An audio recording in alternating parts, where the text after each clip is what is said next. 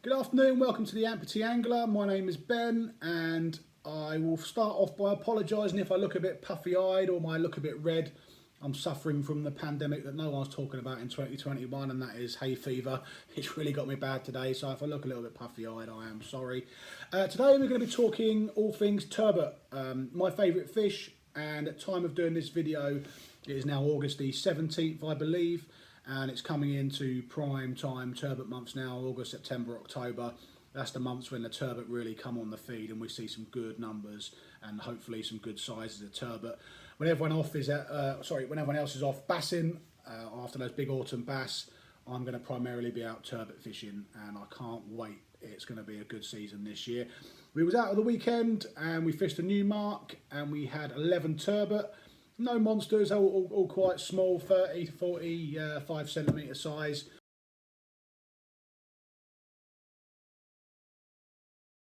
You know, a pound and a half, nothing too big, but it was good fun and it bodes well. And we're looking to do a lot more of the same, but unfortunately the weather's holding us back a little bit at the minute. Got a little bit of breeze, it's just too much for me to get out there, but hopefully it's going to ease off next week and we can get back out and try some new grounds.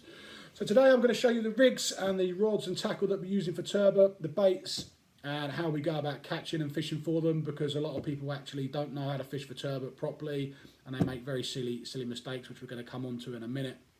But the most important thing when you're turbot fishing is if you're not on the bottom, you're not catching turbot. So learning to have that control of the rod and reel and having that mindset of being able to visualise what your bait is doing on the bottom is really going to help you with the turbot.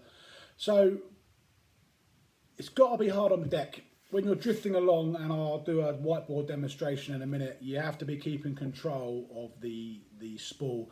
Now I like to try and keep mine if I'm fishing one rod. Sometimes I fish two, so it gets a little bit hectic sometimes, but if you can do it, that's what you do.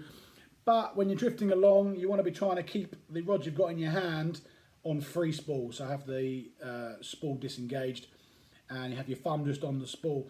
Primarily you're going to be fishing banks, so you're going to be coming up and down, which is going to require you to let line off at some point to ensure that you're on the bottom.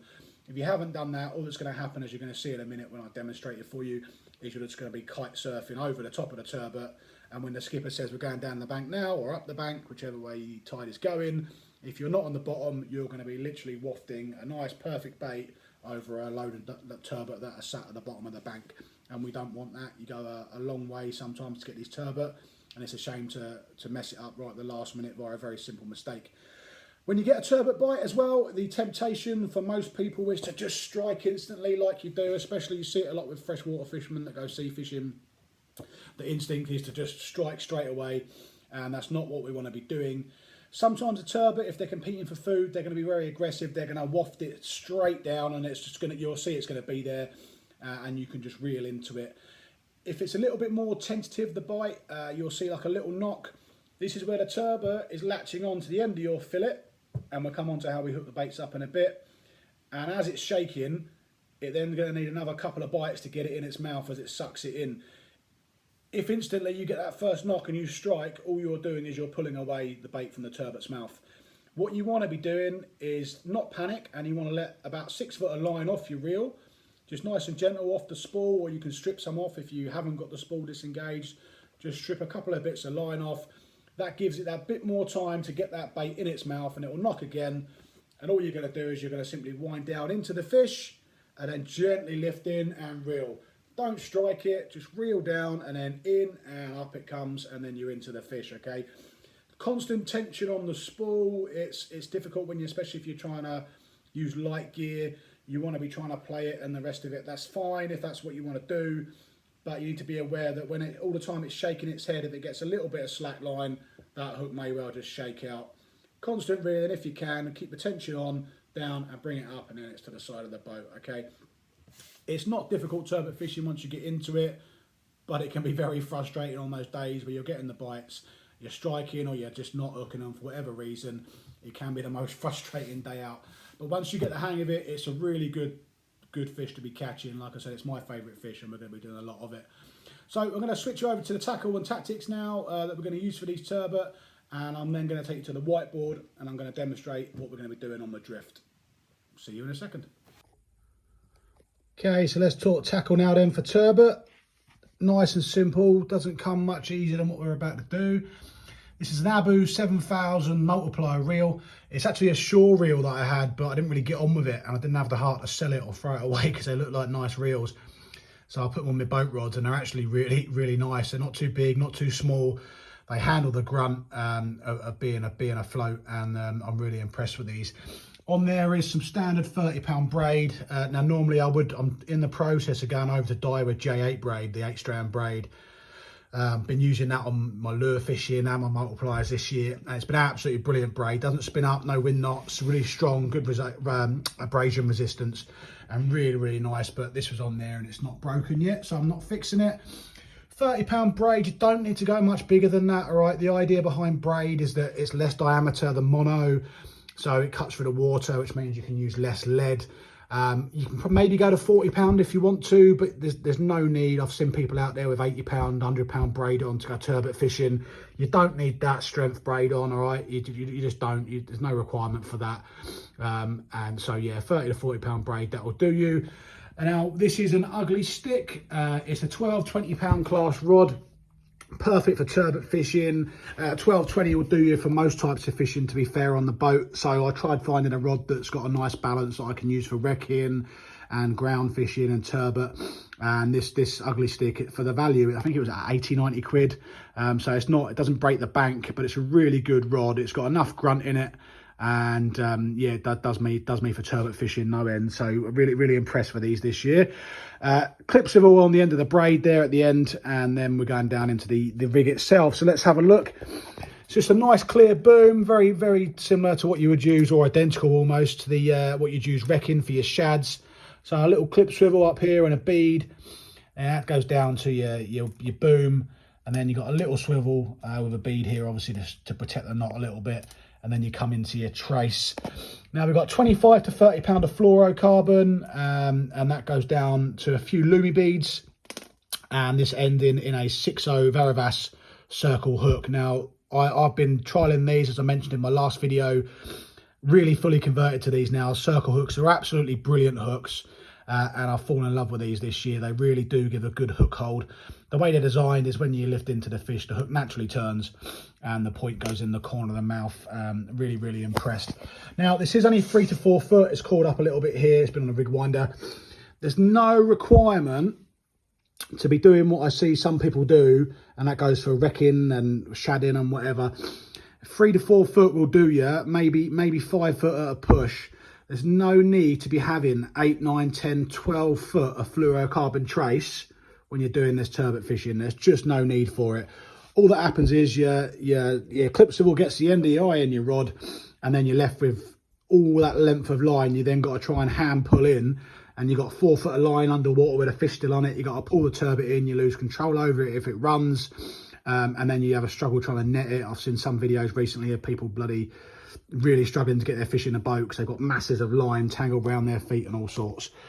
3 to 5 foot, no more. I'd even say 5 foot's pushing it, and that's it. The lumi beads just give a little bit of attraction in the dark water. They're only small little ones. They're not massive round beads. They're just little ones, and it's enough just to do the job. I find this works really well. Used this same rig on the last trip out with 11 turbot, albeit no monsters, but they were really did work. Now, I've seen other ways of doing this. You could there's a type of lead you can buy. It's a little spiral lead that ties on in the middle of your trace. It helps pin the bait down to the bottom, because if you're not on the bottom, as I'll allude to in a minute, then you're not catching the turbot. Or you can have a spoon, a big spoon down here in the middle, tied better than this obviously, but a spoon halfway down your trace. What I found with that is on the smaller tides, the spoons are okay and they do work well. But what happens is on a bigger tides or a bit of run, or if you get even the slightest kink in your line, it will just spin your bait up. When you've got your mackerel fillet or your launce fillet on here, then you've got this here as well. It just adds that, and it starts spinning. Once it starts spinning on the way down and the way up, that's it. You can be bringing it up and it's going to be wrapped around your boom and all sorts. Now the leads I prefer watch leads when I'm turbot fishing. When I first started turbot fishing, someone said to me, these watch leads, the little bumps on the bottom, they kick up a lot more dirt and sand as they're going through. I don't know how much is in it, but I started using them and I caught turbot on them straight away. And like all things that happen like that, I've just stuck with them. This is a 6-ounce lead, but you need to go up. If you're not on the bottom, you're not catching turbot, because that's where they sit and live, as we alluded to earlier. Now, these watch leads, because they're flat, they do tend to sort of waft a little bit as you go down, and they've got quite a big surface area. So if you find when the tide starts picking up, or you're fishing a bigger tide, if that doesn't work, just switch to a ball lead. It tends to rock it down to the bottom a bit quicker, so you can get away with fishing a bit lighter for a little bit longer. If not, then you just need to scale up the weights until you're fishing your 6, 8, 10s, 12s, 14s, whatever it is, until you are on that bottom. Onto the hooks, just quickly, one point on the hooks. I have said about the circle hooks. These are both 6.0s. This is a 6.0 Kamazan J hook, and this is a 6.0 Varavas circle hook. You can see the difference in length, and this one's obviously a lot wider. Both have got really sharp points on them. Both have caught turbot, but these here, I am really starting to really enjoy these circle hooks. So you can scale these up: 4.0, 6.0, 8.0s. Turbots have got mouths like buckets, and when you catch one, just have a look at them, because even the smallest of turbot makes this hook look tiny. So that's the tackle, nice and simple. Any questions, drop me a link in the comments, or I mention in the comments, sorry, and I'll answer any questions on it. But keep it simple, you don't need anything too fancy, and you will catch turbot. So excuse my Johnny H5 drawing here. As you can see, I'm not the best artist in the world, but hopefully you can get what I'm trying to explain here, okay? Down here, the ebb, when we're ebbing on the tide, it flows east, and when we're on the flood, it flows west. Why is that important? Well, because depending on the shape of your bank, that may determine whether it fishes better on the flood or the ebb, or whether or not it fishes on both. And believe me, different marks will fish differently to the last one. It's not always predictable as it may seem, but what we're looking for, and I'll insert a couple of photos from Navionics boating app in a bit, of what we're looking for when we're turbot fishing, without giving too much away. We are looking for a nice concave sloped bank that slopes away evenly. So by concave, I mean it sort of dips inwards then down, as opposed to a big sheer cliff face type example like this one over here. And what we're going to be doing, so in this example, we're going to be fishing on the drift, and we're going to be heading east on the ebb, which we were doing at the weekend. As you're coming along, the skipper or yourself, you're going to position yourself up tide of the bank. Obviously, you're not going to drop straight into it, because you need time to get your lines down. So what you're going to do is you're going to drift along, and you're going to keep checking your sounder for when that bank's appearing, a bit like when you're wrecking, but this time it's banks. And what you're going to do is, as you approach the bank, let's say, for example, we are in 100 feet of water here. As it drops down, it may drop down 20, 30, 40, 50 feet in some cases. So obviously, if you haven't let any line out, your bait is going to come to the end of that bank, and then you're going to be kiting off over where the fish are, marked X on this board. So the fish, I wasn't going to try and draw a fish, they're simply marked as X's. X marks the spot, or the turbot in this situation. So as I alluded to earlier on when we were talking about the tackle, have your finger on the spool, and as the skipper or yourself realises that you're coming over the bank now, which is normally what a skipper will say, that's your cue to let it free spool. And by the time the skipper's already said that, 9 times out of 10 you're already coming down the bank, so you'll see the line start peeling off.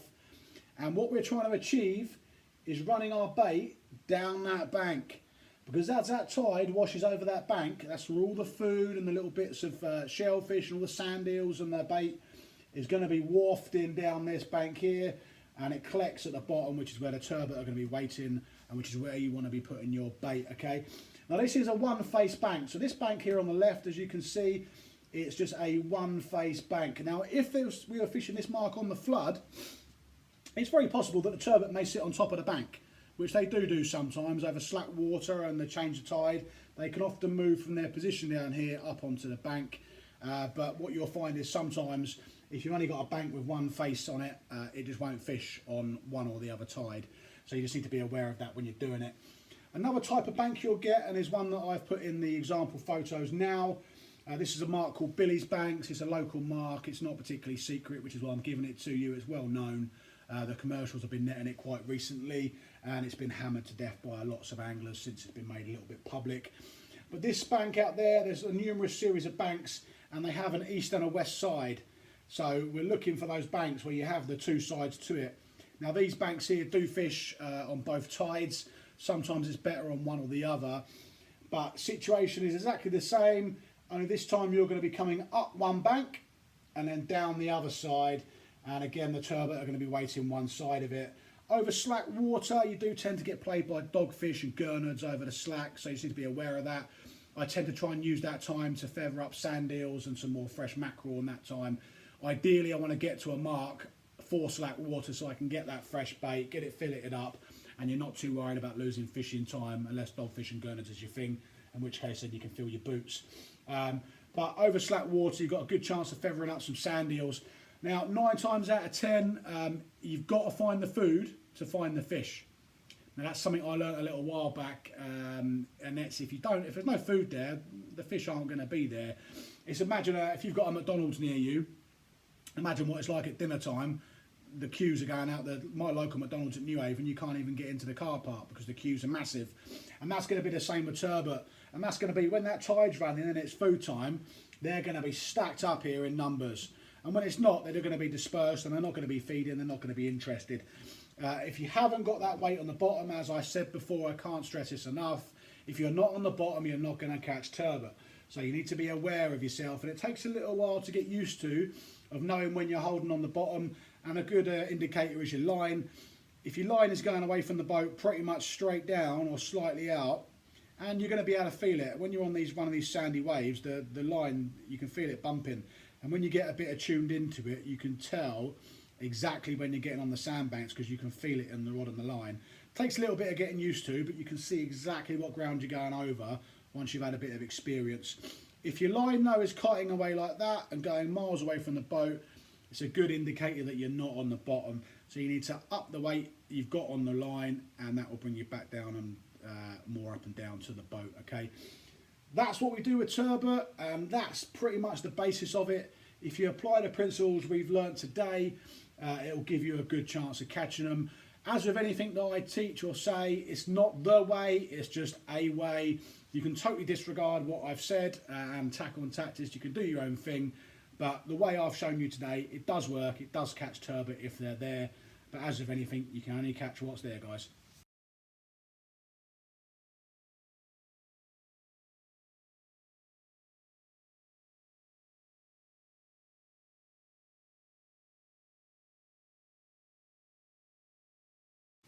So quickly to finish up now then, hopefully you've learned something from that video so far, but we're going to end just quickly on the baits. It's a 2-minute conversation. Baits for turbot, nice and easy. You're going to be using mackerel fillet or launce, which are the big sand eels, or sand eels themselves. That's primarily all you're going to use for turbot. Garfish is another good one if you can get it. Believe it or not, garfish is meant to be deadly. But most of the time you're going to be using mackerel. Feather them up either before or when you get there to the ground, like I said earlier in the video. Over slack water is your perfect time to try and get those sand eels and the mackerels. Fillet the side of a mackerel off, then cut that fillet down in half. So essentially you're getting 4 baits from 1 mackerel, and you want to try and streamline them slightly. So basically make them a bit like a sausage really. Try not to have the ends flayed out too much, otherwise that just catches in the water and spins. So just cut the little belly bit off, the little flaps, and hook it once through the thick end of the bait. Just hook it once, don't staple it through like you do sometimes with a bit of squid or something like that, because again, it just encourages the spinning. Just hook it once, I promise you don't need to staple it on. And that's it. Sand eels are the same, all right, just either once through the head, bit of bait elastic if you're that way inclined. You could thread the sand eel on and whip it on. A really good method for this as well is if you can make a launce flapper. So take a whole launce, a big sand eel, and a bit like you would a mackerel when you're congering, just cut it down the middle so it's flapping, remove the spine, and then that's also a really good bait. And you can also hook 2 fillets of bait of mackerel onto it and send that down, and that also works really well. It is really simple. I hope you found this useful and interesting. Okay, I will be doing more of these as we go along. Like I said, if it's not for you, that's fine, but hopefully people take something away from it I know these sort of videos do help me, so if it does help you, please do like and subscribe. Okay, I'm not going to beg for followers and stuff, but I do appreciate every single one of you that does do that for me, and I'll keep producing content that hopefully helps you catch more fish. Have a good day, guys, and I'll see you soon. Tight lines.